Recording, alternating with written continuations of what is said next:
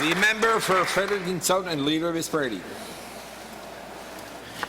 Thank you, Mr. Speaker. Mr. Speaker, this summer the Premier will be traveling to Saskatchewan in the second week of July to attend the meeting of the Canadian Premiers without the Prime Minister. This will afford him the opportunity, on the side perhaps, to chat briefly with the Premiers from Prince Edward Island, Nova Scotia, and Newfoundland and Labrador. Given that the interests of our peoples in Atlantic Canada are aligned far more closely than with those in Central or Western Canada, this will be an opportune time to invite the other Atlantic Premiers to a meeting in New Brunswick. There is an urgent need to forge common strategies to tackle the challenges our four provinces face here in the East, concerning health care, our aging populations, with the threats posed by climate breakdown to our communities and families. Will the Premier commit to inviting the other Atlantic Premiers to a summit in New Brunswick before this legislature resumes in the fall? The Minister of Education. Speaker, thank you to the member opposite for the question around cooperation, because I think absolutely we've got to look at all ways in which we can cooperate.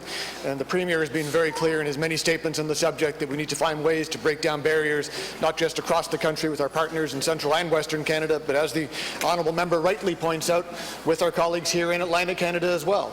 And that was why last week when the honourable member stood and asked the Minister of Health whether there was a willingness to work across party lines on the issues of health care, the answer was yes, because this is a government that wants to cooperate across party lines. And on education, I've reached out to members opposite and thanked the honourable member for the representation from his education critic around discussions across party lines on education, similar to the members, the education critic from the People's Alliance, and from time to time even the honourable critic from the Liberal Party. So those sort of cooperations, those can be extended across the floor in this House and across this region and across this country. The honourable member's point is well taken. Be sure to pass that along to the honourable Premier, and hopefully we can move ahead to cooperate together across this chamber and across this country. Thank you.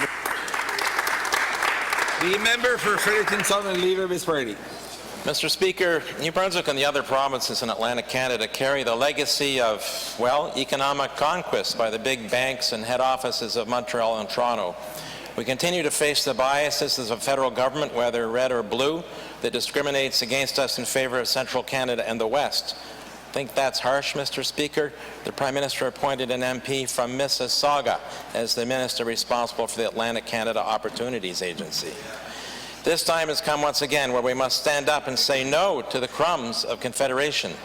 To be taken seriously, though, Mr. Speaker, in this federation, we must present a common front from the East Coast, not with the premiers from the West, from the prairies or Ontario, but from the premiers right here in Atlantic Canada. Will the Premier make it his priority to build that common front with Premiers King, McNeil and Ball? And Mr. Speaker, myself and the Leader of the Official Opposition and PEI would be happy to help the Tory and Liberal Premiers communicate. Thank you, Mr. Speaker. The Minister of Education and Early Childhood Development. Mr. Speaker, thanks to the member opposite for that question. And I find it unfortunate when we have to present ideas of unity in one part of the province and counterbalance them with ideas of disunity and separation in others. Why can't we work together with Western partners and Eastern partners? This is one country. This is Canada, and we should work together, and we shouldn't be having statements in any floor of this legislature saying that we believe that one province is more important than the other. That's a battle that Central Canadians have sometimes used to play against our province. So exactly the point that the honourable member is making is being used as a weapon against us. The last thing we should do is play into the hands of those who wish to say that Eastern Canada is more or less important, Western Canada is more or less important. Every province in this confederation is equal.